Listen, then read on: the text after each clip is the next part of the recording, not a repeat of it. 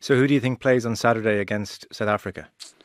I think who plays and who I think should play, probably two different things. I think Sam might get the start. If I was picking the team, I'd pick Crowley for his physicality, both defensively and how he runs the ball, how physical he is when he runs the ball. I think it's going to be that kind of game. And why do you suspect Farrell might go for Prendergast? I think he would have been impressed by his performance at the weekend. I think he leans on giving Prendergast more of a chance as well. Like he got the rub of the green through last season. He's gave him 30 minutes against Japan, gave him the start against this weekend. It wasn't the luxury that Crowley was getting last year. So it almost boils down to your sense is, and I don't disagree with it, by the way. Yeah. Your sense is something in Farrell just sort of fancies Prendergast a little bit more. I think so, yeah. Yeah, and I think Crowley to manage the first 50, 55, 60 minutes and Sam's unpicking of the South African team in the final 20 minutes, that could work. But on the flip side, Crowley's impact off the bench was excellent. So they're both going to have a big say at the weekend. Yeah. I think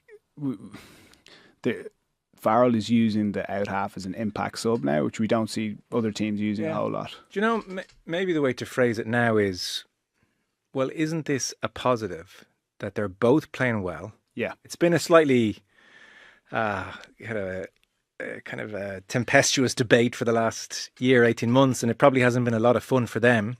But you would say it's certainly brought the best out of Crowley. Yeah. Like it's prompted a reaction. So he's upped his game on a few levels. And Prendergast has shown he's made the right stuff to come back from the disappointment of the last few months and played very well. So they're actually both in decent form. You could play either and the other off the bench and make a case for it. How bad? Yeah, and I like with international rugby, what you want is variability. Yeah. So when you're playing a certain team, you can plug in certain players. Playing a different style the following week, you can plug in different players. And what also that means from an opponent's perspective is if they're looking to scout how Ireland are going to play and scout whether it's Prendergast or Crowley or Harry Byrne, makes their job a lot harder. As opposed to going, right, well, we've got Johnny Sexton coming up this week. We know, look, he's a brilliant player. There's lots to his game, but we know what he's going to do. Yeah, with 300 matches to analyse. Yeah. But so then a final one on all this, because it has been said, like with the view to the World Cup, you want to know who your 10 is. You want a de facto starting 10. That's kind of received wisdom that we all take now. I would routinely quote Sexton's book where he remembers Brian O'Driscoll coming up to him at the 2011 World Cup saying, why can't you, like during in training, run the week? Yeah. What are you doing? Run the week the way you do for us, Leinster. And he was saying, I don't even know I'm starting. Yeah. Can't be the same person if I don't know I'm starting. So that's the argument against the in-out thing. But maybe, the word finishers wasn't used 5 years ago. You were a sub, and now you can be a finisher and feel part of the team. Maybe the next evolution of 10 play is you can have two guys who can accept being in and then sometimes out and off the bench. And do you think that's possible that they could work towards that? I think, or should it be it's a decision-making position. He's your 10. You've got to run the team. Let him run the team. I still am in favour of let him run the team. Okay. But even hearing the press conferences and how they spoke about each other and how they get on and how they're working together for the team, I didn't think they were paying that lip service. I believed them when they were saying it.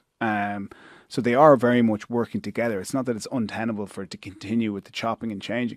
We are also still 2 years out from the World Cup. Time. We don't need to make the decision right now. When we are coming up to the World Cup, you probably want to have a clear idea of who your guy is, or against certain teams who your guy is. Right.